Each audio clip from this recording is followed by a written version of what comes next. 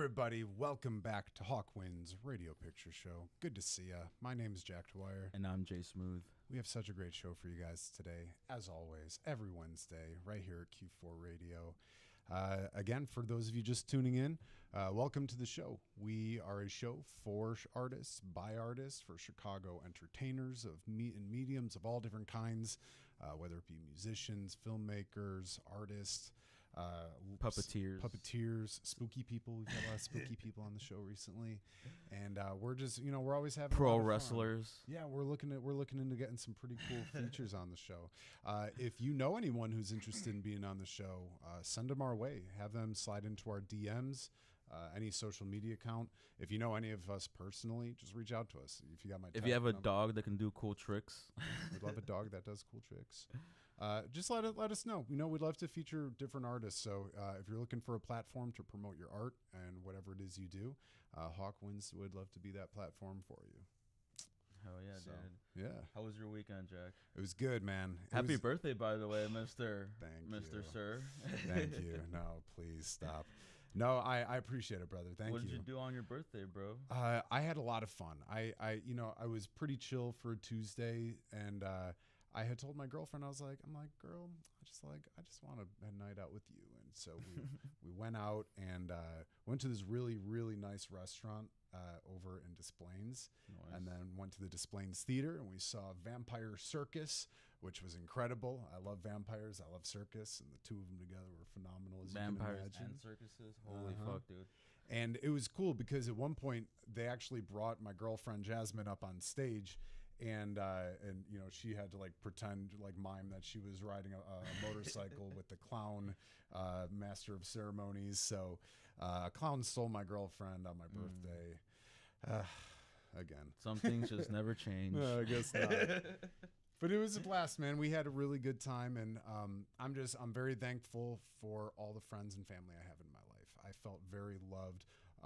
Although I didn't throw a big party or anything. I had so many people reach out to me, and it felt really good to feel really loved. So oh yeah, man, I'm feeling it these days. And this year, my big goal this year is that most men don't get flowers in their lives, and they don't get recognition until they fucking die.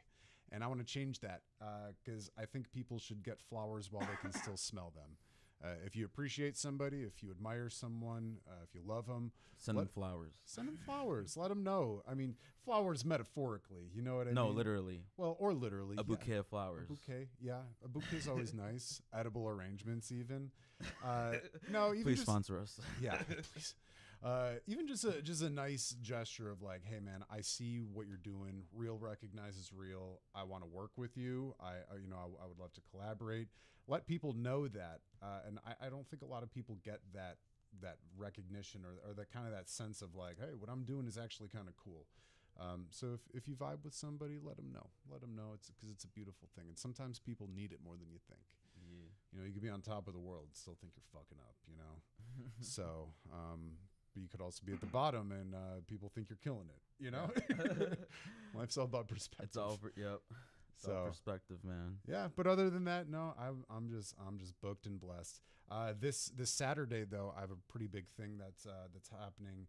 It's the Arts in the Dark Parade on State Street. It is this Saturday, October 19th. It starts at 6 p.m. It starts at the State and Lake Stop right in front of the Chicago Theater, heading southbound down to Harold Washington Library. Arts in the Dark Parade. Arts in the Dark Parade. What the hell is that? It is in accordance with the Loop Alliance, I believe, and it's a parade that they host. I believe it's the 10th year that they've been doing this. And it's basically it's just a big haunted Halloween parade on State Street, that great street. And it's really cool that you have artists of all different mediums doing puppetry and music and dance. There's a bunch of Dia de los Muertos makeup and costumage, and there's cool parade floats, a lot of fire spitters, some cool circus stuff, cool bikes and whatnot. And I'll be marching with my friends at Cabinet of Curiosity, and we plan on bringing the tall double-decking spinning bike amongst some other cool, fun contraptions. So nice. I've got a little something up my sleeve right now. I can't tell you what it is quite yet. But I'll be sure to have pictures afterwards. But if you guys are looking for something really cool that's free in Chicago and super artsy, this Saturday, Arts in the Dark Parade, State Street, 6 o'clock start. A little word for the wise. Trust your friendly neighborhood tour guide, Jackie Boy here. I would head southbound a little bit. The more further south you go, the less crowds, I believe. So if you're if you're on the south end of Madison, I think you're pretty set then. Just let the parade go through. But it's super fun. I've done it 2 years ago, and I got to roller skate down State Street, which was like a dream come true. I've gotten to do it a couple times afterwards, which is pretty sweet. Once as Elvis. Once just as a crazy dude on my own. You can get away with a lot of stuff in the city, which is cool. But that's Chicago, baby. It's a party in the street. Saturday? It's this Saturday. Get your spook on, people. Yeah, meet you between the clocks. If you see me out there, I'll be with Cabinet of Curiosity. We'll have a banner. Shout out. Just say, hey, Jackie Boy, and I'll swing on by in my contraption that I'll be riding, which, again, you'll see day of. So it'll be fun. But what's new with you, brother? Anything new with you? Same old. Just here on the grind every day. Yeah. Trying to get the Hawkwinds radio show more noticed by people. Yeah, baby. You're doing a lot of work, man. We're getting a lot of reels, and it's been fun. It's been fun to watch it grow. Hell yeah, man. Yeah, I mean, nothing really, man. Yeah. What about your trip to Tennessee? Oh, that's Alabama. That's next week or 2 weeks from now. Yeah, it's 2 weeks from now. I'm going to go to Tennessee for the first time. Yeah, Jay's gonna visit Nashville. Perhaps I plan on checking out the what is it, the Music Hall of Fame or what is it? Musicians Hall of Fame. Musicians Hall of Fame. There you go. Yeah. Well, if anyone out there has any good references, let Jay know. Yeah, I'm looking for some cool spots to check out if y'all know any. Yeah. I was telling you, Printer's Alley would be a cool spot for you. Take that trolley tour though; it's the best. The trolley tour. Trolley tours are pretty cool. Because then you can enjoy, you can indulge, you can chill back, you can just enjoy your vacation, right? Seems pretty lit. It can be. Sure can be. Now, is weed legal in Tennessee? I think it's decriminalized. I mean, there's so many musicians out there, you know what I mean. Cocaine's legal though. Yeah, right. It's like 80s. Just kidding. It's like 80s illegal cocaine, God. Like it was everyone was doing it, but it was, it might be frowned upon. In moderation. There might be less fentanyl in it though. Don't do powder substances, kids. Oh shit. Just kidding. Don't do drugs. Don't do drugs, kids. Only the good stuff though. Yeah. Well, shit, man. If it comes from the ground. Mushrooms. Yeah. Well, yeah. Topic for another show. Anyways, we have a pretty cool show today, man. Yeah, we've got a really great show tonight. 8MatikLogan is in the house tonight. Please, everybody, welcome to the show, Logan. Yo, what's poppin', man? Appreciate you guys having me, man. Absolutely, brother. Thanks for joining us today. We appreciate you swinging on in. Hell yeah. For those who are just tuning in, who maybe have never heard of you, can you tell us a little bit about yourself? How would you describe yourself as a musician? Yeah, so I kind of started off rap, like pure, just straight rap. Like that was what I started off making music as, That was also what I think probably one of the earliest introductions to music for me, or like one of those first moments where I connected with it and had a genuine like out of body experience, That was early on. I didn't start making music till probably like right before high school. And then, yeah, man, it's a long story. I'm working on like a book, trying to work on like some more like documentary style things to kind of get people who may not have been here for the whole journey, kind of give them something digestible that they can kind of get up to speed with if they're like a new supporter, or if they're new here, like, you know what I'm saying? Because some people are early, some people were mad early and started rocking with my stuff early, like 2012, 13, 14, like, so but yeah, started off mostly rap, man, and then lot of success early on in Chicago, like local, specifically like on the South Side. And then yeah, just started dropping mixtapes. Dropped my first mixtape. Sold out Reggie. Sold out Lincoln Hall. Did a bunch of stuff. Signed a deal in like 2018. Well, I signed to the studio in 2018, and I signed to L.A. Reid in 2019. So yeah, it's been a crazy journey. Got out of that deal. Once I got out of that deal, we had the pandemic. So then I had to like, that's when I started learning everything, how to produce, how to engineer, how to play instruments, pretty much everything, because I had no help, I had no money, I had just gotten out of my deal, so I had no music, I had nothing. And yeah, I started borrowing money and like just buying stuff and trying to figure out ways to make music. And then from that point on, just started learning new things and kind of building up that skill set and developing a new direction for what I wanted to do. Cause I feel like the business aspect, man, and you know, it's a beautiful thing, but it also can be very tragic, the journey, because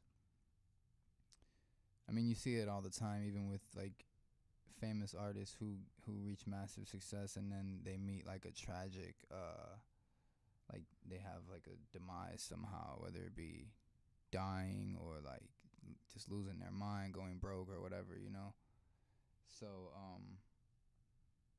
yeah, I kind of just my bad, I go off on these like these like tangents or like these streams of consciousness. But yeah, No, brother, that's what the show's back to your about. thing, music. I started man, and I just like I just started playing instruments, bro. Started exploring and experimenting, trying to develop a new sense of direction, a new sense of like expand my taste in music, and just like really like take it serious. And so that's where I'm at now. I feel like I'm at the beginning of that period where it's like way more directed. Like the energy is way more intentional and directed, and I kind of have more clarity, and I'm in a better place, and I think I'm in a better place musically as well, not just mentally, you know. So it would be impossible for me to give you like a summary to summarize the entire journey, you know what I mean? But for the most part, man, I'm from the South Side of Chicago. Started making music early on, and then What does early on mean? Like, when do you remember like your first musical experience, even before you started writing music? Like, what led you to wanting to write music? I just loved the way that music, I think my earliest experiences were probably like holiday music, I would assume. Which holiday? Christmas music? Well, I don't know. I was born in September, so I would assume them first like 6 months of my life was a lot of like Halloween music, Christmas music, like all of that, you know, leading into like the new year. But from a conscious, like the first time that I was conscious, I think my earliest memories are like Christmas music and things like that. And I have memories of like when I was like maybe like 7 or 8 of listening to like my dad's cassettes and stuff like that. A lot of like Tupac, a lot of like Do or Die, Twista, stuff like that, Bone Thugs. That was kind of the first music that like really pulled me in.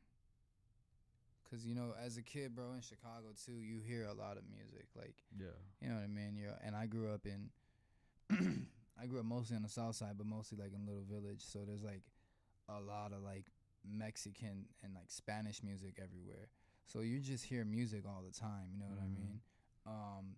As a kid, Disney Channel, like there's music everywhere. So you're kind of hearing things from all over. But those moments with those records that I just named were probably the first ones that I felt like just like a real connection with it, you know? Oh yeah. Because you got such a cool sound. You know, your genre is it's very vast, and you can totally tell that, you know, from your upbringing of the different kind of music coming around Chicago, especially. You know, it's funny. I was flipping through your music, and it's like sometimes you got like sad breakup songs on it, or like, you know, sad but true love song.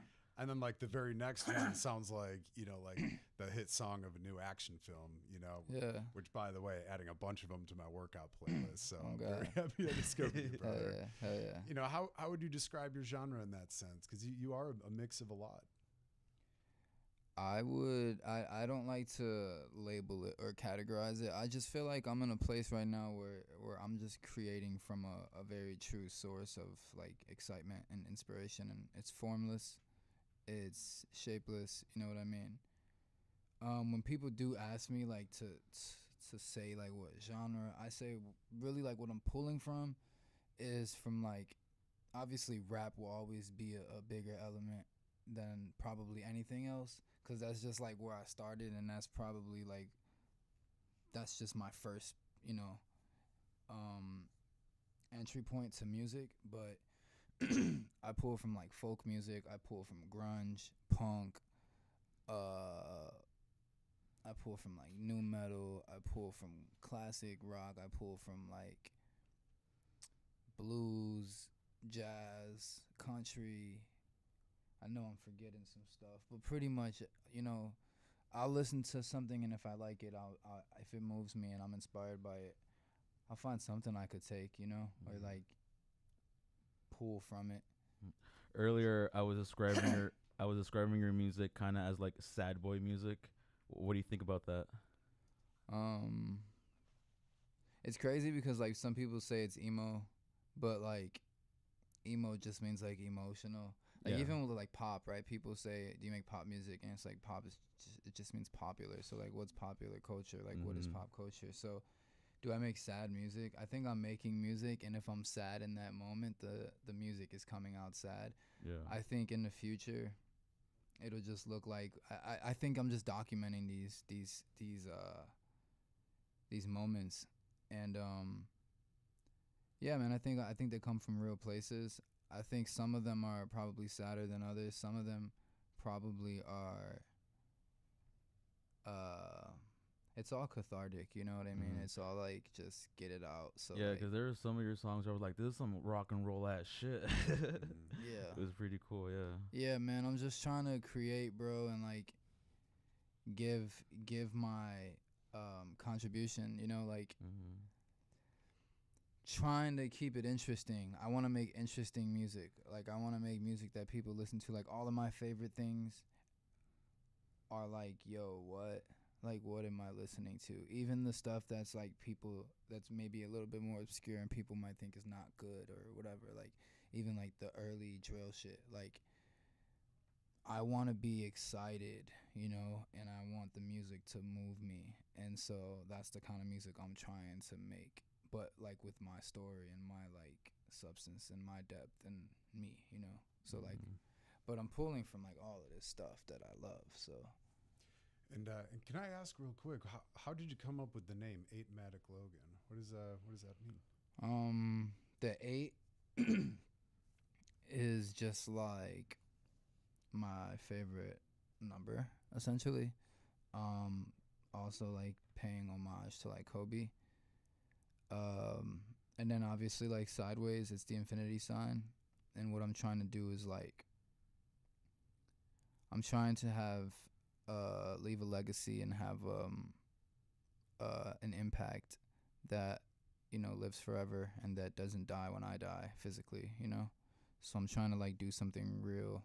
And then also it's just like, when I get in the studio, I'm just like, a switch flips and I just like, you know, turn into like this machine sometimes for the most part. So it's also like automatic.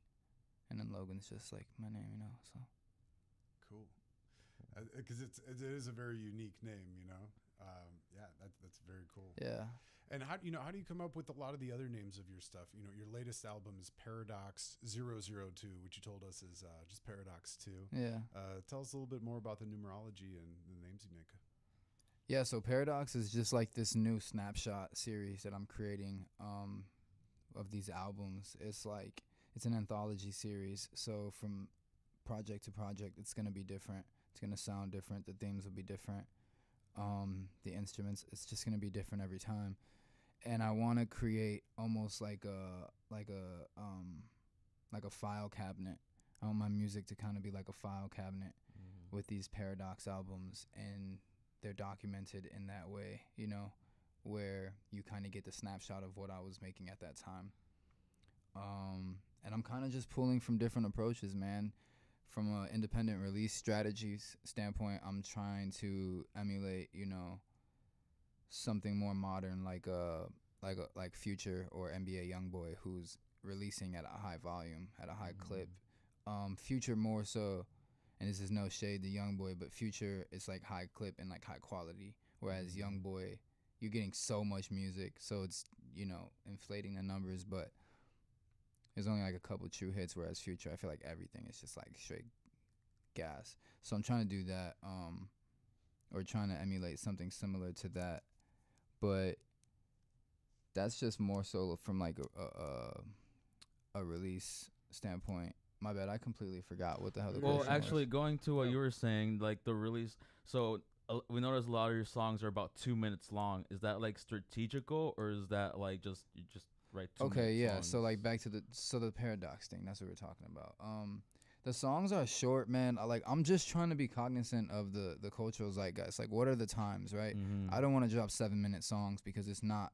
That's not what's playing right now. They were doing that because they had to fill up the space on the physical product, whether it be vinyl, which was about like CD. 45 minutes. You had to fill it up, so the songs were longer. Now attention spans are shorter, consumption is different, so it's like you have to adjust, and people don't want to, they're just not going to listen to it.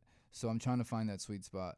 I'm playing with song structure. I'm playing with still trying to keep it interesting, but not too long, not too short. Because, you know, some of these short songs, they just, to me, it just lacks enough. It's so short that it's just like, it's like a TikTok and it's not a song. You know what I mean? So I'm trying to find that like balance.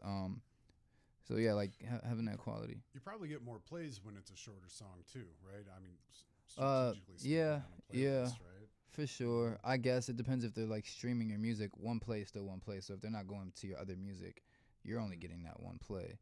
But if they're in your catalog or your discography and they're going through your shit, then yeah, for sure. It's an interesting way to look at it too, because yeah, you're right. The attention span of people these days is so short. TikTok, YouTube videos, or hell, we're having a hard time getting people to watch a whole podcast. You know? Well, it's hyper speed society and overstimulation. Everybody's getting attacked from every angle, 24/7. So, which is why I think this is I think this whole like internet thing is so whack for the most part. I think the utility of it, I should say, overall, like, you know, it's a great thing. It's an asset, but and if you use it right, it's, you know, fire. But like, I just feel like, man, we're frying our brains, and I indulge too. So like, I'm no better than anybody else, you know. But it's like being aware of that and trying to like make adjustments. But yeah, man, like, so I'm trying to create this interesting music that's digestible and compact, but still, you know, true and authentic. And I'm just pulling from like all the shit that I like and everything that I think is cool. And then I have to take off the artist hat and put on these other hats as well, which is a different thing, you know. Yeah. What other hats do you wear? You know, I do everything production-wise? pretty much. So Is even like in the the background music and stuff like that, you do all guitar and yeah, everything? I play every instrument. Can you tell us a little bit about that process? Yes. What that's all like? Yeah, so sometimes the songs they come different every time. Like for Tsushima, which is the first song on Paradox 2, I just started off with the riff, that first riff on the acoustic guitar. I recorded that, tracked that, and then I can't remember if I added the bass, but then I just kind of built it like section by section.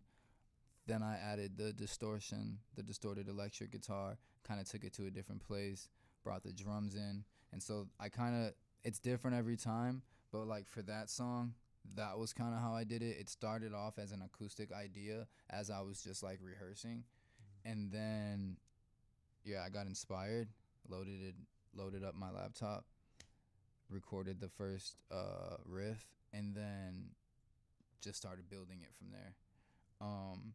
And then took it to a new place when I brought out the electric guitar. And that's cool too with this music. I'm trying to like make every song like an adventure or like a journey. Like I said, just keep it interesting, you know what I'm saying? Like keep it going somewhere. Because a lot of the music right now, specifically in rap and hip hop, which is the most popular genre, it's like just these loops. It's just loops, drum loops and guitar loops and melody loops. And we have like as a society, as a musical society for the most part, in terms of pop culture and commercializing the the craft, I think we've gone away from arrangement and like musical song structure, and it's just like this very cookie cutter approach, and maybe that's the result of commoditizing the craft and the art. I don't know. Like, you know what I'm saying? Music is music, but I think that's why it's important to have musical people in executive spots. Yeah, I don't think there's enough musical people in executive spots is kind of the problem right now. Like it's all Yeah. these like older people that just don't, they mostly just see numbers. They see like the people, the musicians, they see them as like products or quote unquote is what they call talent. Well, you I know what wish it mean? would be more like you're starting to see it more like how like the NBA where you transition from a player to a analyst or a broadcaster or you know something, do a podcast, something. I wish it would be more like artists going into the executive space. It's just most people don't have the lifespan, and then most people burn out and the industry kills their spirit and they don't want to join the other side. Someone I really I hope that I can keep this spirit to remain proactive and assertive and try to change things. But I know how demoralizing and deflating the industry can be, because when I was in my shit, when I was going through my shit for however long that was, that was the darkest time of my life, one of the darkest times of my life, you know. So Are you referring to when you signed your deal, or what are you referring to? yeah, when I was signed and like So, trying to get out the deal. Well, so you signed the deal. How did you get into the deal in the first place? I signed to a studio here in Chicago, and then we signed to L.A. Reid. Well, he had a label at the time called Hitco. I think they sold the label. This was before COVID, like right before COVID. But they had a couple hits. They had at the time their biggest artists. They had like J Lo. They had Yella Beezy. They had I'm blanking on. But L.A. Reid has signed a bunch, some of the biggest artists ever. You know what I'm saying? Right. He's been signing artists for like since what, like the 90s, 80s, I don't know. But yeah, so I was signed and immediately was trying to get out that deal after I signed. Why? What was so bad about it? Well, It was just honestly, man, I look back on it with grace, and I look back on it grateful for it. I wouldn't change it, and I don't want to speak badly about it as a situation, not even individuals, but as a situation, because I think it played such a vital role in getting me where I am now that I'm happy that it played out the way that it did, and like, yo, there's some other shit at work here that's beyond me. So I just learned from that thing to just go with the flow and not let none of this shit stop you. Like for me, it's a game of endurance. Like, how much can you endure? How much can you persevere? Like, how much can you take and just keep going? And that's what I'm on now. And I think that situation really like shaped that spirit. So I don't really got nothing bad to say about it, man. It's just a thing of like learning from those mistakes and not making them again, you know? It's a humble thing to say, yeah. You know, you've been at it for a while, man. You know, I was looking on Spotify. Your first album on there, at least, was in 2015. You're going on just about a decade. You're over a decade now. See, what's crazy though is like when I first started, we didn't have Spotify or Apple Music, and I didn't do a good job at the beginning. I didn't do a good job at all up until within the past couple years of organizing any of my shit. So that Spotify page is a new Spotify page for the past since like 2021 maybe. Yeah, so like there's music under the Logan Cage name. There's music under different names. My catalog and discography was split up. The 1636 album was released under a different name in 2015. So it's been a crazy journey. If I probably had all my shit organized and from a branding perspective, not so chaotic and all over the place, I probably would have had like better numbers and presentation would have looked better and stuff like that. Well, better late than never, man. You know. So Well, it's about learning. It's about Yeah, learning, absolutely. and I didn't have anybody really to kind of show me the ropes. Even the people that I started out with were just getting started as well. So we were just kind of learning everything on the fly. And the thing is, like I say, go back to endurance. It's like most people quit when it gets really bad, so they don't do anything with the experience. So I'm trying to keep going and make that shit not for nothing. Yeah. I mean, you've gone for over a decade. You know, a decade from now, where would you like to see yourself? Oh man, I try to like think of the macro, but then also think of the micro. You know, like because I know the only way to win the game is to focus on each play. You know what I mean? So you can't. I equate and draw correlations all the time with sports and like music and life and all of these things. So like 10 years is crazy, man. So much. 10 years ago was crazy. Like if I go back and look at what the hell was going on 10 years ago, I was like, damn, bro, like I got friends that were alive at the time, you know? So it's like, I don't know, 10 years from now, bro, I don't know what that looks like. I hope that I can continue to grow and evolve, and I just want to do something important, you know, do something substantial and make a real, like, just make like a real impact here and do something real. Like all that, like fleeting, fickle, like goofy, trivial shit, bro. I'm just over it, you know, like I want to do something real. And that's really what's driving me right now. And I don't even know what like 2034 looks like. You know? Yeah, I don't think Machines anybody might have does. taken over by then. I was gonna say, yeah. Well, speaking of machines, have you seen like or have you heard of the AI like musicians? You know, like those AI apps that you can just prompt the song and then it'll write a whole song. Yeah, give I've you actually lyrics for tried it you. before. It's kind of crazy. What do you think about that? It's crazy. It's crazy. I don't know if I have an opinion on it yet. Do you think though? You think it's gonna take over like actual like making music instead of musicians, or do you think it'll just be like a cool tool for musicians to have? I think everything has utility. I think maybe there's utility for it.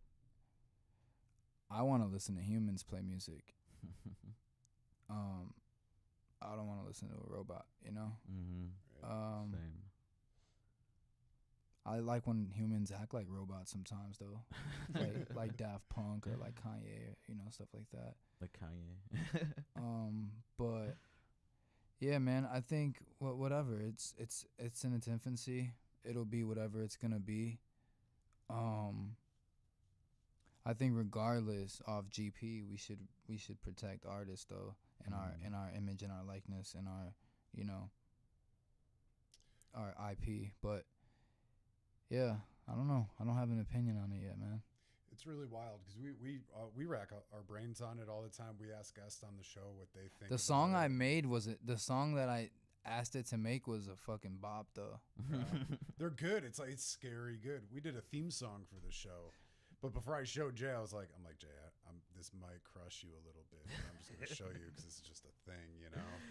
Yeah, as a musician, watching a robot make music, I'm like, why did I spend so much time learning how to make music when I can just fucking do this now? Right. That's why I stopped writing. I was a whiz on the keyboard, but now I'm just like, fucking, it's obsolete. See, no, it's not crazy. obsolete because True. it's not obsolete because it's all about perspective, right? And perception, right? This perceived reality.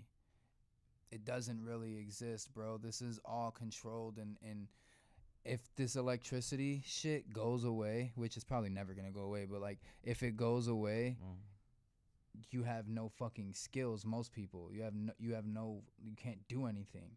So like, do I want the person that can play the music or the person that can make AI music? Like, yo, if your phone dies, you're fucked. But this person can actually make music. that's true. That's a cool way of thinking about it. Yeah. All we have to do is just flip a switch for electricity, and then guess what? AI, you're fucked. Right. Hey man, you got some cool tattoos. Can you give us a tattoo tour? Yeah, I gotta get some more, man. I got a lot of these when I was young. Most of these were like when I was a teenager. Bro, you got that full skeleton hand going Yeah, on the the side. camera. skeleton hand with That's the killer. microphone. My shirt's kind of tight with the microphone skull. Oh wow. Crybaby tattoo, RP Peep. Yeah, man, I got a bunch of stuff. RP Fail. Bunch of family stuff on this arm. 1636. I got my neck tatted. September on my face. Yeah, bro, I got a lot of tattoos. You got a favorite? The owl maybe September. My little peep tattoos. I really fuck with those heavy. Yeah. Are you like a fan of that era of music, like Lil Peep and like XX and like fucking like Lil Xan maybe? Like I don't know. Are you like a fan of that? Not necessarily Lil Xan, but X Peep, yeah. Like Juice WRLD and shit. Juice, yeah, man. You know what's crazy? Is I never interacted with Juice. Or we never spoke. We saw each other at the studio one time, but we were both so faded that it was just like we just looked at each other and like kind of just walked past one another. But he messaged me like a couple months before he died. Damn. And yeah, he was just like reading my messages, LOL. And I scrolled up and he had messaged me in 2015 like asking for a feature. Damn. And I told him like $300. And wow. he never responded after that. But yeah, it was 2015, man. That's funny, man. But yeah, RP Juice, man. Yeah, man. I wish. See, what's crazy is I wasn't even making like this kind of music. I was so lost and in a different place in my life at that time. That's what sucks about these beautiful, talented people dying so young, is that they don't get a chance to blossom. Like if I would have died at that age, I would have never been able to explore and discover other things that I loved. And he died at what, like 20, 21? 21. Yeah, there you go. Yeah. But crazy. X died at like 21. Peep died at like 21. Yep, they were all Everybody's so fucking- young, bro. And it's like, those were the people from this generation that were special. They were they were supposed to do something. Because there's not many stars, like true stars in our like cultural generation, post 2000, like or post early 2000s. There hasn't been many stars, and you know it's like a true star. Like when I say star, we've gone so far into the internet bubble, like I was just talking about, that we've lost touch with what has actually happened. Like I'm talking about like a real star, like Michael Jackson level, Prince level, like. I feel you, bro. Yeah, these are the type of people that can pull up anywhere and just sell out any fucking. Don't get me wrong, Drake is that. Drake is Kanye. These are stars, but they're more in like pop like realm, I guess. Well, they rap. What Drake said, I rapped and it went pop. But it's like those have been the guys my whole life, essentially. There's been nobody new for real, like within the past at least 10 years to come in and be like, and I think X and them were that. But our generation is like we're like the crash out generation. We're like, we kill ourselves, we kill each other. We're like, you know, yeah, it's just like it's like a fucking sabotage, a self-sabotaging generation. Yeah, man. A lot of fucking people that I knew were like dying from like taking Xanax and shit. You know what I mean? Yeah, Fucking bro. crazy, bro. We lost a lot of people. That whole first Chicago like wave, bro. So many people are like not here anymore. I feel you, man. And you know, you definitely talk about a lot in your music, and I was hoping maybe you can expand a little bit on that of, you know, the importance of talking about mental health and Like drug abuse and whatever it is that is killing all these young artists. You know, can you talk about the importance of talking about it? Yeah, I think it's different things, you know, contributing.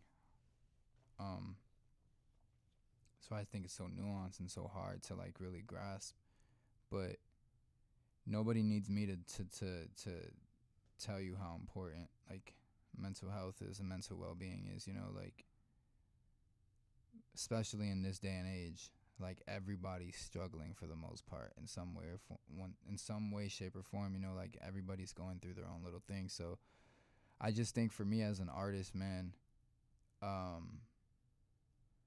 I have like a fiduciary responsibility to my fucking, to this like ethos, to this thing that I exist in, to give my rawest, most authentic expression. And so, like we were talking about, is the music sad? Is it about mental health? I think it just is what it is, you know. And it's up to the world to categorize it. That's not for me. I think it is important to touch on mental health if you have a real relationship with that. If that's something you really, you know, some people that's not their, they don't relate to it. They don't struggle with depression or substance abuse or, you know, so maybe there's a different music for them. You know, you get what I'm saying? So it's like, It's not for everyone. yeah, and I'm not trying to say like, hey, let's make this album about mental health. Like, let's make this song about, it's just like, these are just songs that are coming out of me at that moment. It just you know? happens to be a timestamp and like what you're going through in life at that time, I guess. Because it's the same way I make music, the same way I paint, same way I do everything, man. It's just like, same way I talk and converse. It's just, you start and you just go, and wherever it goes, it goes. I feel you, bro. Yeah. That's the same way like I feel when I make music, because I'm a musician too, so like I do that shit too. Yeah. Like it's never like a thing where it's like, all right, I'm gonna make the song about this. It just happens to like be what it happens to be at the time. 99% of the the time, the lyrics are the last thing.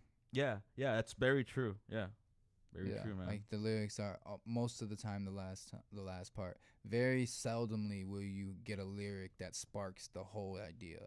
Mm-hmm. It has to be very profound, powerful lyric. Yeah, I feel you on that one. Yeah, something that's like, you know. So you say you write or you play a lot of instruments. Do you write a lot of the instrumentation on your music, or do you collaborate with other artists? No, I write everything too. You write everything, but it's not like I'm sitting there with a pen and I'm playing it and then writing it down after. I feel yeah. So like, let's say you're playing the drums, you play like a beat, sounds cool, and then you remember it, record it later. Yeah. I feel you. The only thing I write down is the chords. Right. I don't write anything else down. Like guitar wise? Yeah, because I can just look at the chords and hear the song and remember everything else I did. I just need the basic chord progression. Yeah. Because then I can remember, like, hear it and just remember where I took it with each instrument. Sometimes when I'm jamming on my guitar, I'll just have my phone on record, and then I'll just leave it there, and then if something sounds cool, I'll just play it a couple times.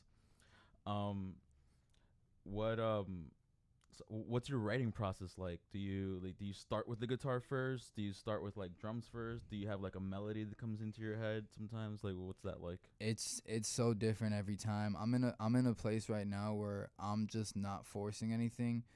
I'm only making music when I'm inspired and like where the feeling of I feel so compelled and it's so strong that I have to make music. That's the only time I'm making music right now.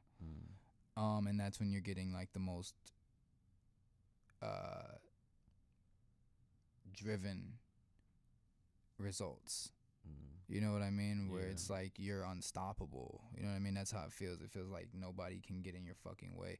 That's how it feels, and that's been like real liberating for me. and the process is just really different every time. But most of the time, I would say I start on guitar. Gotcha. Acoustic guitar, electric. It changes, but it'll probably depend on what time of day it is. Like if I can make noise, like if I could be loud, then probably on the acoustic, because I mostly work in headphones and the acoustics be loud. Gotcha. So with the electrics, you just plug them Plug in, in your you know. headphones.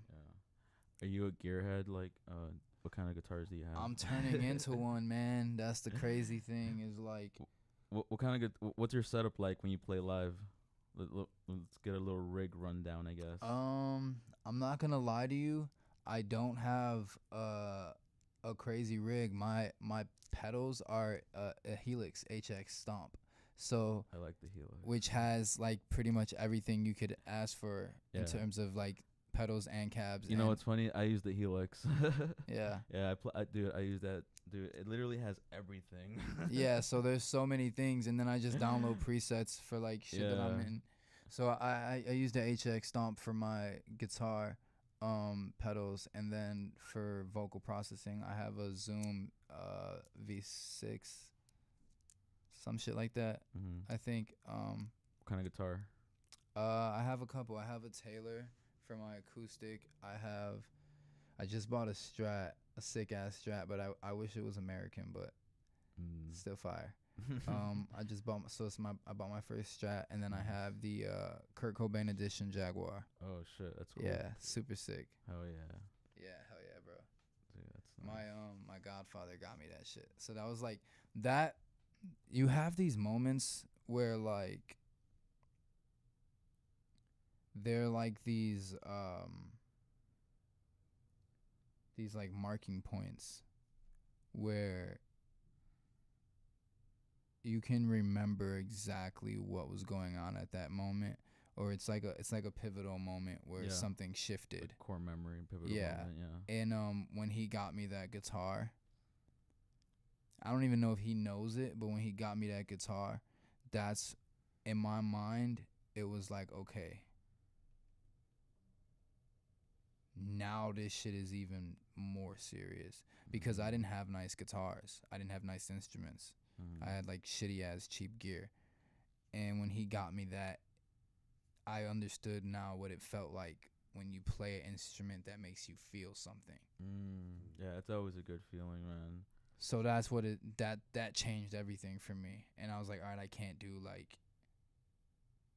That's when I became like that's when I started getting into gear and understanding the importance of what that gear makes you feel like. Yeah, gear. Yeah, it's because people be like, yo, why do you keep buying all this shit? Why do you buy this? Why do you buy that? Like, people think it's stupid. Like, people that on the outside. Unmusicians. Unmusicians, but it's also a thing of like, yo, even if I never use this on a song, if I like this, I'm going to buy it because I like it and it makes me feel good. But like when it comes to guitars and pedals and stuff like that, how it makes you feel, it's like if you were hooping. You're not going to hoop in some shoes that don't make you feel good. You want the shoes that make you feel good. You know what I'm saying? You're not going to go up to bat with a bat that doesn't fit the dimensions you need or the weight. So I'll pay the extra $80 for those nice shoes, or the extra whatever for the nice bat or something like that. And the one that makes, but it could also be the reverse, bro. There's no rules, because the cheap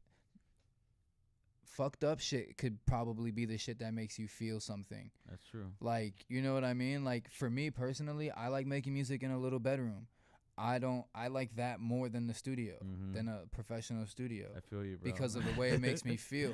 So it's not about, it's about feeling, and it's literally that. Yeah. And it could be, it's different for each person. Looking good is half the battle, you know? Yeah. Is there a certain thing that you like to wear on stage when you perform?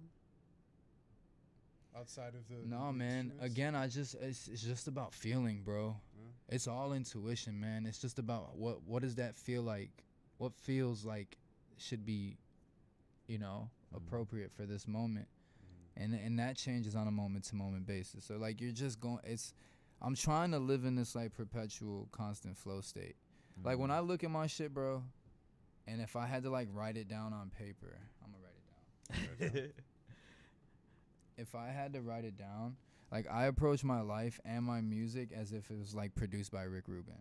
I was literally about to mention Rick Rubin, bro. I'm all like, do you know who Rick Rubin is? Yeah, who's Rick Rubin? So Rick Rubin is a producer who's produced probably like every famous rock musician you've ever, not even rock, like he's expanded to like other genres like rap and shit. But he's very big on like, so he's got like these interviews where people ask him like, so what's your contribution? He's like a producer. He's like, what's your contribution to music? He's all like, well, Oh, this guy. yeah, well, I feel I can feel what sounds good. Something like that. Like he's all They like, basically people are paying him for his taste yeah, and pretty his much. ability to dictate and communicate what he thinks is good. Yeah, there you go. Interesting. So he doesn't really touch the music, Huh. Yeah, but he's a producer. yeah, Huh. Because artists can testify. He has testimonials where people are saying like, yo, when he's here, something's different. And that's what I mean when I talk about the instrument picking up. When I picked up that Kurt Jaguar after playing my cheap ass, I'm not going to bash the brand. After playing my cheap ass guitars, I felt like a real musician, like a real guitar player. And that, bro, that's so important. Because you got to feel like Kobe if you ever want to try to actually be Kobe. You got to feel like Mike. Kobe had to try to feel like Mike, you know what I mean? To get to that point, like you have to feel it. Part of it, the biggest part of it is believing it yourself. So, yeah. But like if I had to say like from a production standpoint, I try to like approach my music as if it was all produced by like Rick Rubin. But I try to emulate like three main people musically, like Rick Rubin from a production, like from a philosophical standpoint. And then like sonically, I'm at this point where I'm just like really like this Kanye meets Kurt, like smoothie type thing, or like maybe not a smoothie, maybe it's more just like smushed together. And then like, you know, I paint all my artwork, so there's like a big ass Basquiat Warhol factor there too. But I just kind of like pull from my favorite people. But Rick Rubin and his book, The Creative Act, I think it's called, right? The Creative Act changed my life, and I really try to emulate that spirit of like flow state, staying and remaining in the flow state. And it's not easy, but like if you can stay in the flow state, bro, you're damn near bulletproof. If it feels good, it probably sounds good. Yeah. Or at least it makes you feel good, you know? And you'll listen to it. But even that beyond that was me in my beyond last music, relationship. though, She was very toxic. You know, we do have some people commenting down below here. I see Sean Ham is messaging in, says, shout out Logan, been listening to you, bro, for about 10 years now. He's come a long way. Thanks for leaving. Sick. From Hell yeah. Sean Ham. Appreciate the message, Sean. Love, bro. Anyone else out there, if you're tuning in, be sure to leave us a comment. If you got any questions for us, if you got questions for Logan, got questions for Jay, if you want to know how he gets his hair so luscious, let us know. You know, just leave us a comment. Easy, breezy. What was it? Is it CoverGirl? Cover girl. Bro, I bought some ladies' hair product the other day, and I was like, damn, I should get Easy this more breezy, often. beautiful thugger girls. You know what that is? Damn. I don't know who that is, but it sounds like something I'm into. You don't know what that is? Please, Damn. please enlighten us. It's do you know what that is? No. He has what no is it? idea. Damn. Young Thug's album. It's a thug album. I know who Young Thug is. Yeah. Beautiful thugger girls. CoverGirls. True. That's funny. What do you use on your hair? What do y'all listen to? What do I listen to? Fucking a little bit of everything. Yeah, a little bit of everything. I'm like an 80s hair metal guy. I do Really? a lot of that. I feel like I was born in the wrong generation, but Okay, what about 80s hair metal? What about 80s hair metal do you resonate with or pulls you in or that you connect with? glitz, glam, and storytelling, wild storytelling and partying antics, I think. So you like so when you say hair metal, you mean like Motley Crue? Yeah, like Aerosmith, Motley Crue. Sick. Rat. I would listen to Rat. Kiss. I love Kiss. Sick. I learned how to spit fire because of Gene Simmons. So inspiration comes from everywhere. What about you? What's your favorite genre? I'm a big mathcore guy. I like math rock, mathcore. But again, I listen to a little bit of everything. Like I know about I love Juice WRLD. I love XX Tentacion. I love fucking, all that era of music, all those genres. I love fucking metal. I love like Slayer and Metallica and fucking, and I like all the little niche, little fucking, little niche. What's your favorite band of all time? Slipknot. Oh yeah. I'll go fuck with Slipknot. that. What you doodling over there? I'm just drawing shit. I should have never grabbed this paper. Hey man. Do you think that's where your writing process starts? You do it on paper, you kind of just let the pen start rolling, or? No, bro, I'm not thinking about shit. I'm just Just noodling. so Is that how you feel when you're playing guitar sometimes? You're just not thinking about shit, you're just like Yeah. noodling? yeah, and I learned that from rapping, freestyling, learning how to Yeah. freestyle. Once I learned how to freestyle and learned how to do that, it's crazy because I was looking at a jazz vinyl recently, and it was like it said jazz vocal improvisations, and I was like, oh, that's basically just freestyling. And I was like, these motherfuckers have been freestyling forever, Yeah. and people act like it's it's not as new. Like, especially for us as like rappers, we think like it's this since like Wayne or since like Hove, but like people have been doing that. And it's something that I try to like get better at. But once I learned how to freestyle and have those I get into that flow state where those ideas are just kind of at the surface and you're tapping into it. If you can take that energy and just do it for other things, Yeah, man. They've been doing hip hop, generally speaking, for like since forever, man. Yeah. We had our buddy Yuri Lane here. He was talking about beatboxing and how like the caveman used to fucking beatbox, but they didn't know they were beatboxing. They're just like it just wasn't called what we call it. Yeah. You know? But that's going back all the way to like the caveman times. They were fucking type of shit.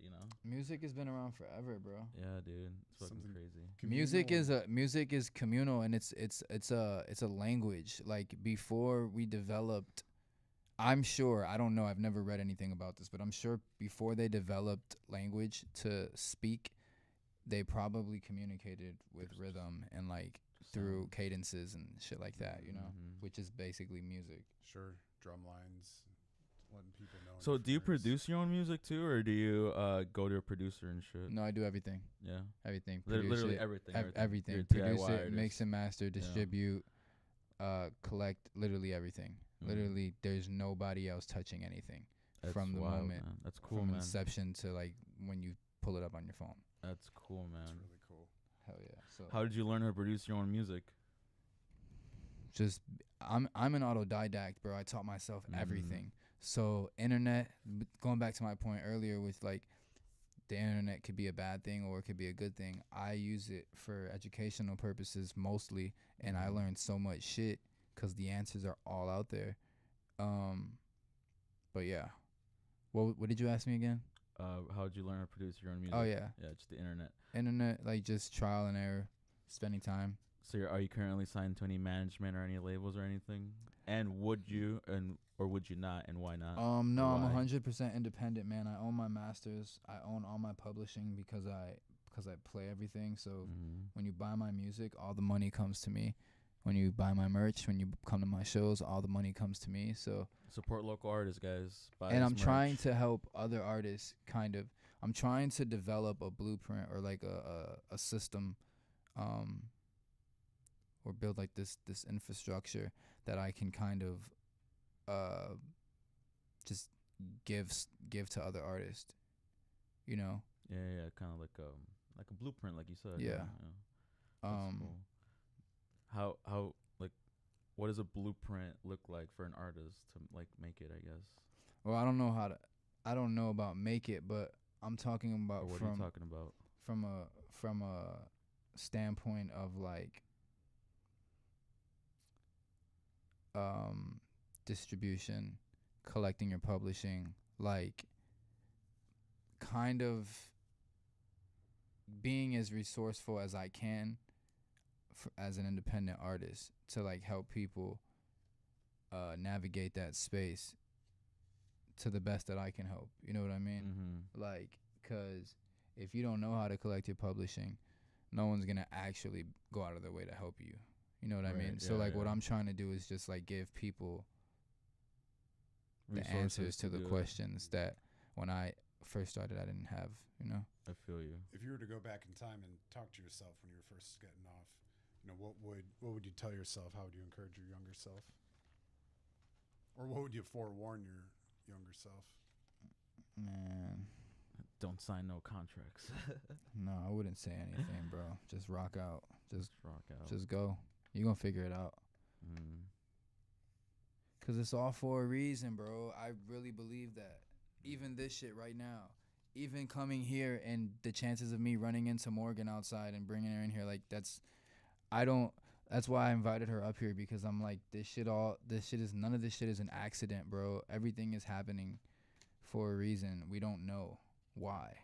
And it's not our place to know why. But if you tap into the source and you just go into the flow state, we were talking about it musically, but it doesn't have to be music. It could be anything. And that's what I'm on, bro. Like, just continuously going with the flow, taking everything in stride, even the bad shit. And learning from it, right? Yeah. Absolutely. Would you consider yourself like spiritual and shit? Super spiritual, not religious, but super not spiritual. Religious, yeah. Like, I say the same shit. What do you mean? Like spiritual beliefs. Very, very simple. My ethics, values, and morals are very simple. Just do good. Yeah. Don't do bad. It's like not complex. Like human beings, it's the human experience is inherently suffering. So we're never gonna escape pain or anything, right? But we don't have to inflict pain. We don't have to like, you know, hurt or harm each other. So like, yeah. Amen to that. Well, are there any messages you would want to send out to your fan base? Anyone out here listening who's been a fan of your work for many years? It's all in the meat, man. No. It's all in the music, bro. It's all in there, man. It's the message is there already. The messages are out there, man. You gotta. It's like, right. So I have a bookshelf at home, right? So there's so much information on that bookshelf, but if I never read the books, that information is just lying dormant. So like, yeah, I could give them a message, but if they're not tuned into that frequency, if they can't receive it, what's the point? So like for me, it's just like the message is in the music, the message is in the brand. It's right here. So like I'm hoping that whoever's tuned into that frequency, I'm hoping it finds them, and you know, I'm trying to cultivate a community of supporters, of people, like-minded people, where we can kind of spread this. And I study shit like, you know, cultures from like different eras and how they blossomed and how they popped outside of the one that I was actually involved in here. You know what I mean? And yeah, like I just want that. I want to do that. Like let's continue to do all of this cool stuff. And yeah, sorry, I just be talking, bro. You're good, That's man. cool, man. So we got you on the show. You've sold out a couple of venues, bro. Like, which one was your favorite one you've sold out, bro?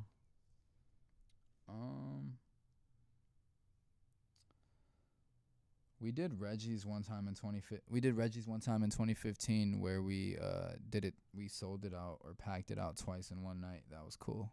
Oh, but yeah.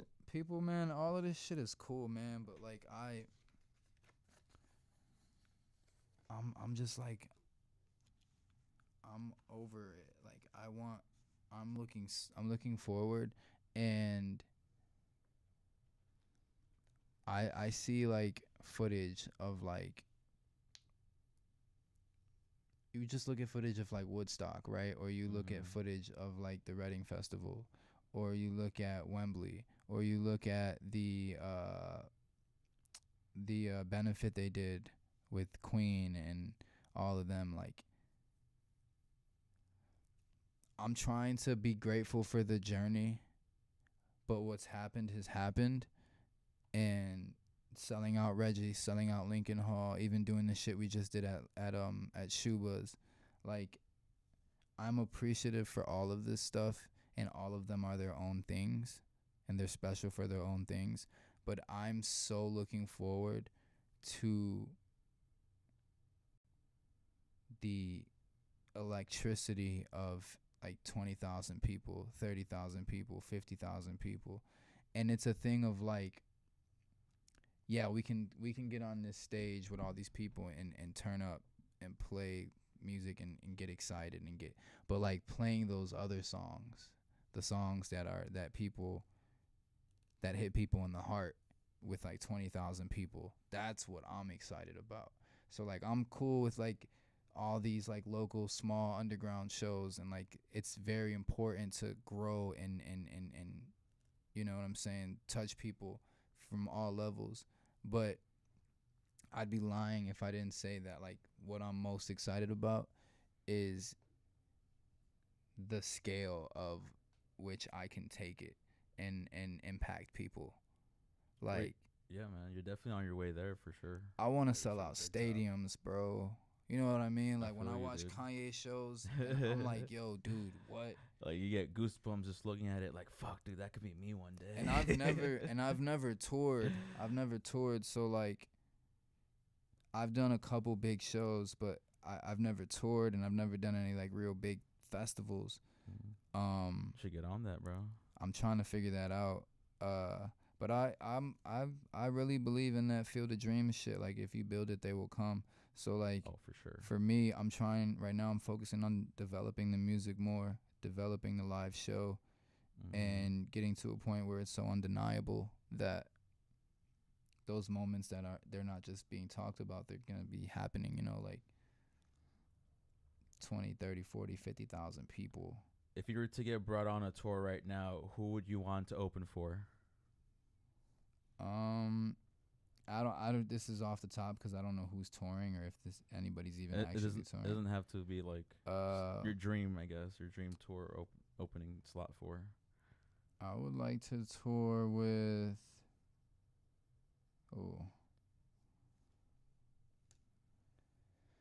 I don't know, man. That's hard because the artists that I would like to tour with, maybe the music don't make sense. Like my favorite artist. Who's your favorite artist? I would like to tour with Kanye, but there's no way that might not make sense right now. Maybe in the future, hey, like, because my music is going more toward like I'm pulling more from Kanye, but like, I would love to to open up for like Foo Fighters, or like open up for like kind of like paying homage to like one of the legacy acts, you know, or one of the bigger acts. But for somebody like more modern or more like our generation, I would love to like collaborate and do shows with like Jelly Roll, like MGK, Post Malone. I can see that. Yeah, I can definitely see that being a thing for sure. And then all the girls, like, yo, the girls are killing it. I want to work. Like, I love Sabrina Carpenter. I love all the pop girls, and like Chaperone. Yeah, Sabrina Carpenter, Olivia Rodrigo, Charlie XCX, Taylor Swift, all of them, man. The Swifties. Yeah. All the girls. That's a whole market, bro. That's fucking. Get with the Swifties, you fucking did it. Yeah, for sure. I love 1989 though, like Taylor's album 1989. Yeah, that's my favorite album by her. Yeah, decent album. I mean, she's not like my cup of tea, but you can't deny that she's a really good, like, hardworking musician. You know what I mean? Like, bro, it's like you don't get like. You're not Tom Brady, just luckily. Right. You're not Taylor Swift because you're just lucky. Right. You don't have millions of people following you outside the stadium too. That's what like the average people that are just ignorant don't get. Right. Yeah. Even if you're not making the best music of your career currently anymore, which I'm not saying she isn't, but that's the case, or that's why a lot of people feel they have the right to talk down or like shit on somebody. But like, bruh. Yeah, Taylor Swift, bro, like so many hits. Like what? Like I said, not my cup of tea, but you can't deny the fact that she's a hardworking artist and that she makes good music. Obviously, you know what I mean. Like people listen to her, so. Also, another thing too that I realized with me, man, it's like a lot of people aren't like me. I'm more like eclectic. I'm like a lot of people are very niche and very like precise on what they like and don't veer too far from what they like. And there's no right or wrong way to live. You know what I mean? But Yeah, like for if you me, like what you like, that's it. I try to explore everything and give everything a chance. And I be liking everything, bro. Like, and I a feel lot of you, people be dude. ashamed to say they like pop music, but I love pop music. You know what we have? What I say my go-to karaoke song is on this show? What? "Toxic" by Britney Spears. Toxic by Britney Spears. Remember, pop means popular. You know what I mean? Yeah, that's what I was just about to say. Like pop music, if you go back and look at like the top 5 pop hits from each year for the past 20 years, they're gonna be different genres. Mm-hmm. You know what I mean? Because "Smells Like Teen Spirit" is a pop song, but so is "Mask Off" by Future. Yeah. That's interesting. So is like different genres. Kendrick Lamar. Right. So is Taylor Swift. So like, But none so of was those Kiss songs. at one point. Exactly. They were pop. And none of those artists sound similar. So it's like, Unfortunately, disco was pop at one point. Disco was very pop at one point. but I love traditional pop music. Like I love like bubblegum pop, like whatever you're thinking. Like pop Fergie. music. Yeah, like all of that shit, like sing song ass pop. Yeah. Cause I like folk music too, and there's elements of that. I love folk music, like Joni Mitchell, Leonard Cohen, like bro, I love folk music, and that's why like you hear a lot of that in my music too. I like sea shanties and Celtic music. Did I get you on the Celtic? I got you on the Celtic. Once you get into it a little bit, Irish rock. Do you go there often? Second City? I got this shirt because I worked in the kitchen there for a little while. I was washing sick. dishes and I was a host there. I'm trying to do more shit in the city, man. Like, cause But I did take a lot of classes there. for Just like comedy classes. There's clowning. There's comedy studies programs there. They have a film school now, which is pretty cool. sick. So I suggest it to anyone, man. We always talk about doing improv games and stuff like that. It's a good way for people to kind of get out of their comfort zone a little bit. Well, I'm just trying. I was speaking more so like I'm trying to like, bro. There's so many people that have a similar like story to mine. Where I grew up on the South Side, bro. We never went downtown. We didn't go anywhere outside of our neighborhood. So once I started to get older and I became an adult and I started to like understand that this is like what Chicago actually is, like the behemoth of a thing that it is, and I realized how much cool shit there is here. Oh yeah. I'm like, yo, what? We have so much cool shit. So I'm starting to like venture off and explore and do all the cool stuff. How old are you, if you don't mind me asking? How old do you think I am? I don't want to offend you. 25. I'm gonna say mid-20s, Oh, okay, that's cool. mid to early 20s. No, I'm not. I've been in this like debate with my team on if I should just On the age. tell people my actual age or if I should just be ageless. Because I read 1636 on your knuckles. I was like, there's no way he's 400 years No, old. I mean, yeah, actually I could be. You and Spotlight Sparkles probably know each other throughout the years if you're that old, Dun, man. dun, dun. You're a Renaissance baby. Yeah, man, I'm a vampire. But yeah, no, I'm definitely older than 25. And I'm not going to. This is the thing with society, bro. I'm trying to strip away all the perceptions and all the labels, right?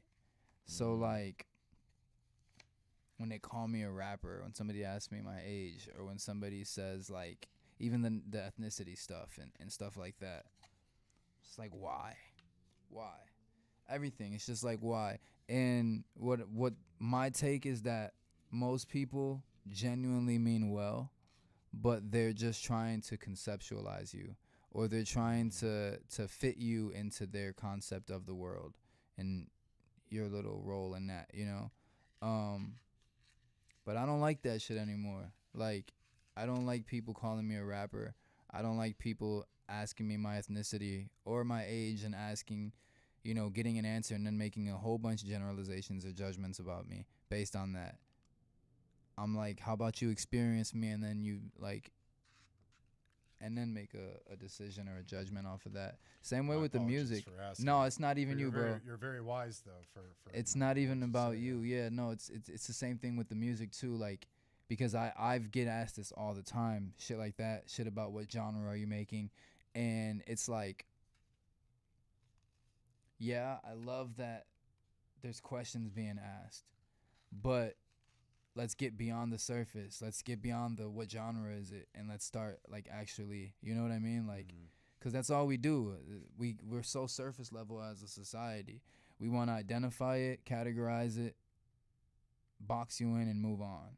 And I don't want to be boxed in or marginalized anymore. Like for anything.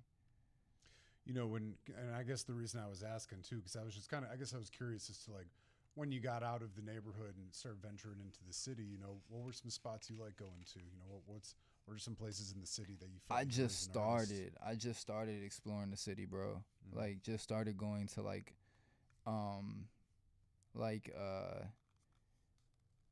I go to hella coffee shops and bookstores and shit that I like, forest preserves on the like surrounding suburbs, and so beyond Chicago, the city, the surrounding suburbs, and then like, you know, going downtown, going to shit like the symphony, going to like all the cool stuff, the museums, everything that we have here that's so cool. Just doing stuff like that. And I didn't start doing that till like recently, within the past couple years, like post-pandemic type vibe. Or like, Well, he's a tour guide, so if you need any recommendations, I'll show you around, man. but also to my point, it's fucked up that somebody who's been in Chicago for my whole life needs a tour guide. Like, we should be. That shit bothers me. You're right. I'm with you on that. It was funny. I was looking at our mutual friends on Instagram, and I saw Six Figuadilla is following you. Yeah. A famous Chicago urban historian. Hell yeah. And I love his mission, because you're right though. Like, you can grow up, and I'm the same. You know, like I went downtown, you know, for field trips and stuff like that with the park districts and with school for field trips or whatever. But a lot of Chicago kids don't grow up with this belief that like, this is my city. You know what I mean? I'm so proud of all this. I could name buildings on Michigan We Avenue. are proud though. We're proud as hell. Sure. We're proud people, but do we don't know ourselves. We don't know our history. And a lot of it too is that we're a city full of immigrants. First, second, third immigrants. So it's really not most of our history. Technically. But we're here now. So it's like, I don't know. It should be taught. Even if it's not, even if we're not learning the historical aspect of it, you can still, it's still here now. Like, Right, there's still just to cool see stuff what it now is, that you can experience. Like, Absolutely. even from an architectural standpoint, bro, the like Gothic architecture downtown is so fucking raw. All the building, all the old Chicago architecture is so sick to me. And I didn't know that shit was only like look like that here. You know what I mean? Like, so like we have to, that's the thing. Like, I want these kids in Chicago, bro, where I grew up, and like all these other neighborhoods. We view downtown and like these tourist attractions or shit. We view that stuff as like corny or tacky, and we don't leave our neighborhoods. But I want to encourage people, kids that grow up in Chicago, to like do that stuff. Go, and that, even adults, bro. Yeah. Like, everybody wants to go to the club and turn up and like do that, do your thing, get lit. But like, bro, there's some fun, cool stuff here for adults too. Like, and a lot of free stuff too. You know, I've always had this belief, and you know, my grandpa was telling me about this many years ago, and I don't know when they stopped doing it, but Chicago schools used to teach the Daniel Burnham plan. So when Chicago burnt down and was rebuilt, there's a guy who released a plan in 1909, and his name was Daniel Burnham, Ben's Burnham Harbor and all that. But it was like an actual like play-by-play book of like how they would want to rebuild the city after the fire. And a lot of this stuff has like come to, you know, even if it was 100 years later, it's still happening. But it was kind of interesting because when you get all these kids on the same mindset of like, hey, this is your city. You should be pretty proud of it. We've come this Bro, far. they don't since the even fire," teach us. but they don't tell us. Yeah. They don't even teach us like what you were talking about earlier when you were saying something and you were talking about going down the parade on the south end of Madison or whatever street you said. What street did you say? Madison, yeah. Madison. State and Madison is the city center, yeah. As kids, nobody taught us anything about, at least for me, nobody taught us how the E-ways worked. Nobody taught us about like the actual, at least for me, the actual names of the neighborhoods, or like, you know, like what you were talking about, the directions, like why the streets addresses are southwest or whatever. Like nobody was teaching us that. And we don't feel like Chicago, or I didn't feel like Chicago was like mine, like you said, you know. And it wasn't until I got older and I realized like, yo, this is our city, and I think it's like the best city, and we have so much to do, so like why not do it? There's so much cool shit here, bro. And what do you think is the reason why it's stopping people? Do you think it's kind of the violence around certain neighborhoods, or like the stigma of certain neighborhoods, or even It's like not you one said, thing. even going downtown? Yeah, it's like, not one thing. Oh, the bean, you know. What do you think it is? Because it is a problem though. I mean, like you get kids from Inglewood who like have never once been downtown, but like have their parents' tax monies going to it. You know what I mean? And these are the kids that need to be entertained and shown, you know, the beauty of the city. You know, so I don't know. I don't have the answer for it either. I couldn't tell you. I will say this though. I'll take shots at it.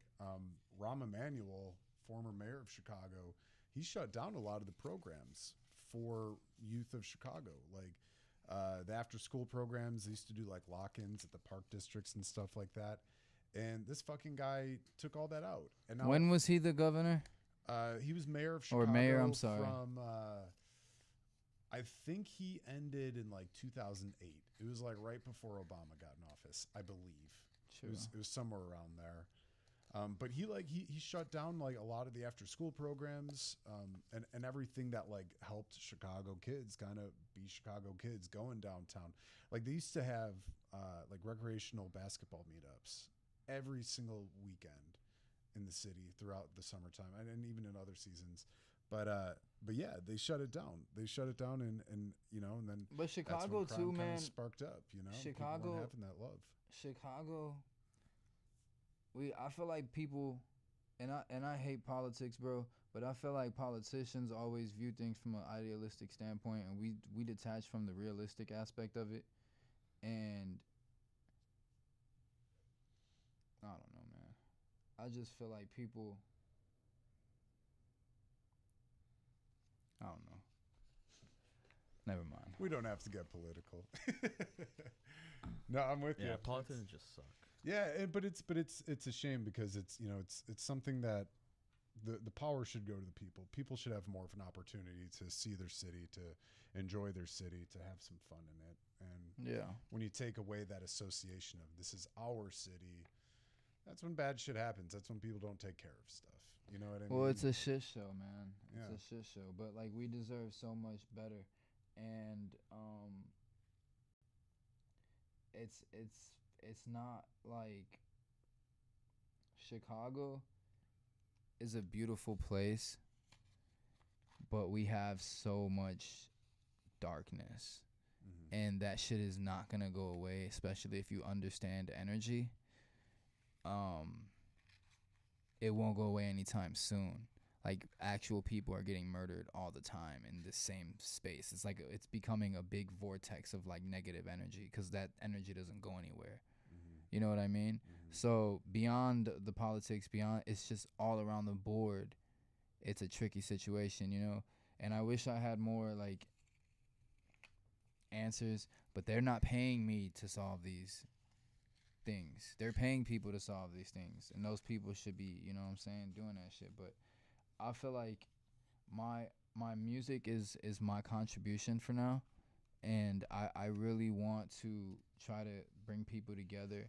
And if I could give kids in Chicago hope, man, cause I don't know. You know, like me growing up, how I grew up, bro. There wasn't much there. But there was. I just didn't know any of. You know, I couldn't see past these like fake imaginary like walls that were or constraints that were like in front of me that were imposed on me by, you know, I didn't ask for none of that shit, but it just is what it is. But there's a lot of people like that here. And so I want to try to help these kids look past that and realize that we're all Kanye West. We're all Barack Obama. We're all, you know what I mean? We're all that, bro. I need We're to all hear that Derek. more than you think. We're all Derrick Rose, bro. Yeah. You know what I mean? Kanye West, dude. I wish. Because we don't believe that. Yeah. We don't ever believe that, bro. A lot of us don't believe that. And Chicago has a track record for bringing the rawest people to the fucking world. True. The Midwest in general, like if you look at from a music standpoint, the Midwest is running, like they've been giving true superstars like Michael Jackson, Prince, Eminem, Kanye West. You know what I mean? Like Fall Out Boy, Rise Against. Hey, Rise Against the Machine. I mean, Rise Against. Is it the Machine? Rage Against the Machine. Rise Against. There's Rise Against, and then Rage Against the Machine is a different band. I don't know if they're from Chicago though. I know Rise Against is from Chicago, and so is Fall Out Boy. Fall Out Boy is from Chicago for sure. Who's the wasn't there another alternative band from Chicago? Maybe. The Smashing Pumpkins, aren't they from Chicago? Yeah. Or are they from like the suburbs? Billy Corgan, he lives in Highland Park, but I think he's from Chicago. Yeah. You know, that's how Courtney and Kurt kicked their shit off in Chicago. Chicago's played such a vital role in so many stories. Once I started reading, like, that's another thing too, man. We're just like that. Everybody's like LA and New York, and like Chicago is like better. Not better, maybe better. It's getting there. It's getting to be. I think it's better, one. but of course I do because I'm from Chicago. But like it's like the best of both worlds. You kind of have LA and New York, but the Midwest is sick. And we don't get like crazy ass natural disasters. Yeah, so, right. But yeah, man, Chicago, like, yeah, bro, I could talk about Chicago. It's forever. not so cutthroat. I'm with you on that. I tell people this all the time that, you know, especially, you know, in any entertainment field, whether it be music, filmmaking, stand-up comedy, modeling, whatever it may be, you know, there's a lot of competition, East Coast, West Coast, and you could be a small fish in an ocean out there. But here in the Midwest, it's like you could be a pretty decently sized fish in a Great Lake, and you can make a pretty big splash for yourself. You know. Well, let's not shy away from Chicago being the third biggest market in America. Sure. And it's not that much smaller than LA and New York. Mm-hmm. It's a significant, very massive place. We just don't treat it as such. Mm-hmm. Like specifically with the entertainment industry, like why are there no label headquarters here? Why are there no I think people are starting to move here, which is why I think it's cool. Like for me, what I'm doing, I'm like, man, let's make this shit super Chicago, cause like we already did shit here, but like if we continue to stay here, as people start to migrate here and as attention starts to come here, like we'll give them a real Chicago experience, you know? There was like a whole wave of like Chicago rappers and shit back in the day. Like fucking like Chief Keef is probably the famous one. Then you got like Lil Durk, and you got like fucking like G Herbo and shit. Like all those Chicago people, like, and those guys are fucking huge now. You know what I mean? Like Chicago has a really fucking big like catalog of artists that have made it, bro. Making them growing up tough. A lot coming from O Block, man. Yeah. Right. I mean, shit, man. Yeah. Whew. Pretty wild time in music, man. Yeah. Yeah, no, you're right though. I think Chicago is also a good place for people in the Midwest to come and kind of grit their teeth a little bit. You know what I mean? Well, it's also Chicago is like 42 different cities. Every neighborhood is like a different city. It's so segregated and so separated. It's crazy. Like we could both be. All three of us probably, you both lived in Chicago your whole life. We've probably had three completely different experiences. Right. Oh yeah. Completely different experiences. And that's what I'm trying to like figure out how we can eliminate is like how do we stop being so divided? You know what I mean? Like, Starts with the because that's what I'm kids. talking about with the Chicago shit. Like, not going downtown, not doing anything that not enjoying any of the Chicago attractions that we are entitled to because this is our city. Mm-hmm. That is literally a right of ours, a birthright of ours, Mm-hmm. a national right and a right from being a Chicagoan. But like, we don't go past our neighborhoods. We don't go out of our neighborhoods. We don't see the different world that someone else is living. Like, if you grow up, I grew up on 23rd and Washtenaw in Little Village. Yeah. The way that I grew up and how I lived was completely different from somebody growing up in Lincoln Park or growing up in, and I'm not saying anything's wrong with how they grew up. Just different. Yeah. It's just different. Yeah, It's nothing wrong just with different. that, yeah. And I want more people to have a similar experience to where we can all get to, enjoy this shit, bro, because it's a beautiful place and there's so much here. Well, back in the day, you couldn't really go to Little Village all that often. It was fucking dangerous as shit, man. Well, that's what I mean Even- with the segregation shit. It's like you don't leave your neighborhood because you don't see beyond it, but then also you kind of can't. Right. Yeah, like back in the day, like Logan Square, what it is now, dude, it was nothing like that before, dude. Logan Square was literally like Bro, the even, middle of the fucking like gang wars, bro. Logan Square, Bro, fucking, even like Westtown, Ukrainian Village, Oh, yeah. everything all up these north, areas right the now. whole north side was Yep. busting back in the day. We Even were- like Pilsen, if you go out south and Yep. more out west, the whole Chicago's being gentrified. But like Mhm. that shit was like super. Yeah, that shit used to be super Dude, busting. I grew up on the middle in the corner of Fullerton, Sacramento. I grew up in like a brown building, and right next to it was a gas station. Every day, I kid you not, there was 2 different gangs either fighting or shooting each other in that gas station. It was fucking wild, man. And now you go there, it's like you got coffee shops, you got fucking flower shops, you got fucking bakeries. It's like you And got now, bookstores. so like, look, what the fuck? so look, the Chicagoan in me, right? The super street Chicago trench baby, the motherfucker that grew up over there is like, I hate it, right? Mm-hmm. And then the other part of me, the adult now, the grown mature person is like, dude, fuck the gangs. This is the cool shit. Like, Yeah. put more bookstores, put more thrift stores, put more coffee shops, put more restaurants. Fuck all that shit. Fuck the dying, fuck the killing, fuck that, bro. Mm-hmm. Fuck that. That shit is not cool, and it never, like, that shit. It was never cool, man. Yeah. You gotta That shit empower ain't your never neighborhood. been the move, bro. Yeah. If you're not a part of the solution, you're. But most people don't get to. But most people don't get to grow up to see that part. Mm-hmm. Right. Cause we're all, especially growing up in Chicago, you're in it when you're young. You know, Mm-hmm. as a youngin', you're just in it. Mm-hmm. A lot of people don't think about living past 30. You know what I mean? That's the other scary part of just having that idea that this is it. This is just. Well, gonna when be I my was life. younger, I never thought I would live past 25. And here you are, right? Yeah, I never seen I couldn't see that far. Like, I just always expected to die like young. like, cause that's what everybody was doing around, around our circle, bro. Like, I remember one of my friends got shot in the face, fucking just riding a bike, cause he was in the gang. Another one of my friends got shot, I think, in a car, and then recently a couple of my other friends got shot too. But like, you know what I mean? Like, and they were probably about the same age as me, but they died really young, And I was hanging around with them, and I was all like, man, it's probably gonna happen to me one day, and just you have a disregard for life at that point. But But see, I as a kid, even as a young kid, I never expected to live long. I just had to, and maybe it's very morbid, maybe it's very like dark, but I just always had this thought of like, I didn't know many old people, bro. I didn't know, like, I was young. My dad was in jail. I was helping raise my sisters. I was around a lot of kids.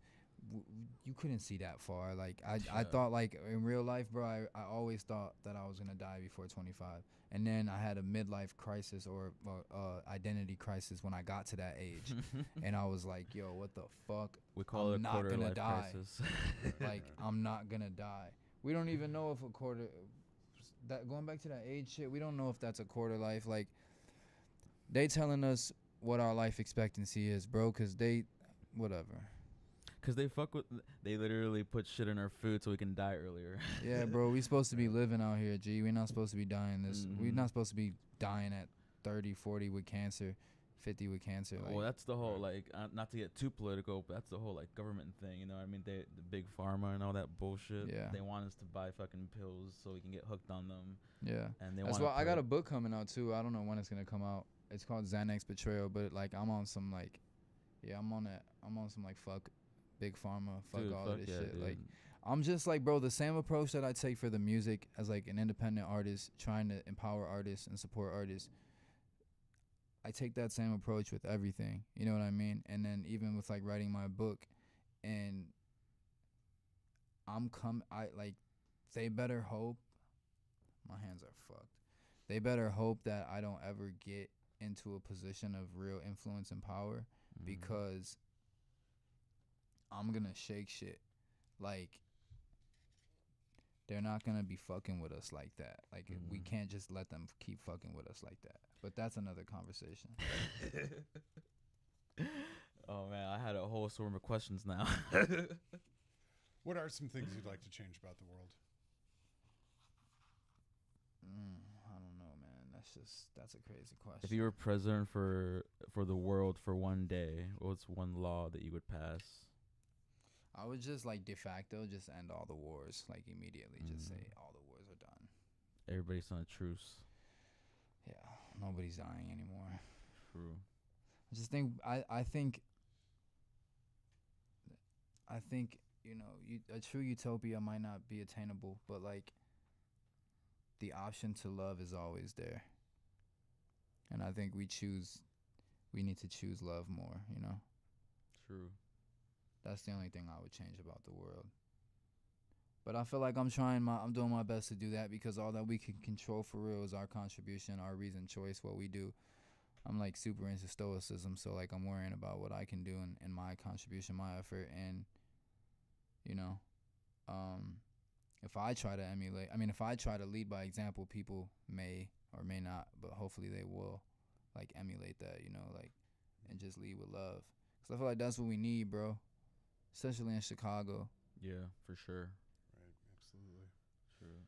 So, what's next for Logan? We're coming to an end of our interview here, but I guess you have any upcoming projects, upcoming albums? You have a book coming out? Yeah, I don't know when the book's gonna come out, so we'll just stick a pin in that. But the book has been developing, and I started writing it in 2019. Oh yeah. But yeah, it's about mental health, my battle with Xanax and benzodiazepines and the pharmaceutical industry, all of that. It's gonna get covered. All the Paradox albums, Paradox 1 and 2 are out now. 3 is coming. More events, cool ass events. You guys should pull up to I don't know what the next one exactly is gonna be, but we have a couple coming up the next couple months. Pull up. Cool. Yeah, keep us posted. We'll be sure to share it on our social Yeah. media pages. Hell yeah. So yeah, what's coming up? Just more shows, man. More music. Just trying to like, you know, continue to keep this thing going. Hell yeah. Good deal, man. Is there any last messages you want to send out to your listeners and followers out there? Yeah, stream Paradox 2. Stream Paradox 2 and listen to cool music. Hell yeah, and do cool shit and read cool books. Read cool books. Maybe last question of the night. What would you like your legacy to be?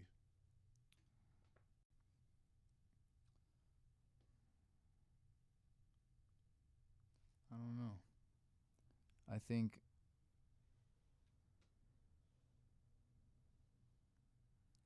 think as a man, all right, I think as a man, right, your totality of your life will probably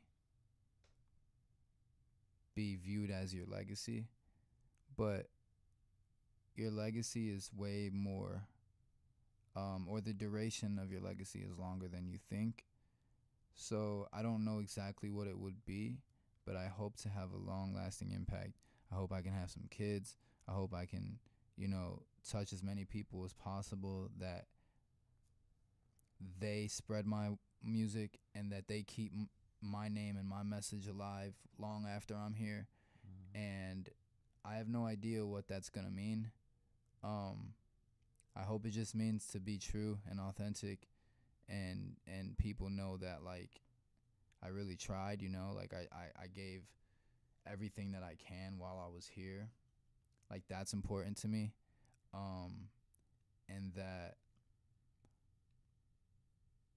I don't know, man, that it was just true and authentic. Like, if that's my legacy at the end of the day, that I gave it my all, and that I was true, and I stayed true, and that I didn't let anybody else dictate what I did or my pace. I think that's enough. You know what I'm saying? Like, all I ever wanted to be, or at least now that I have that clarity, all I want to be is free.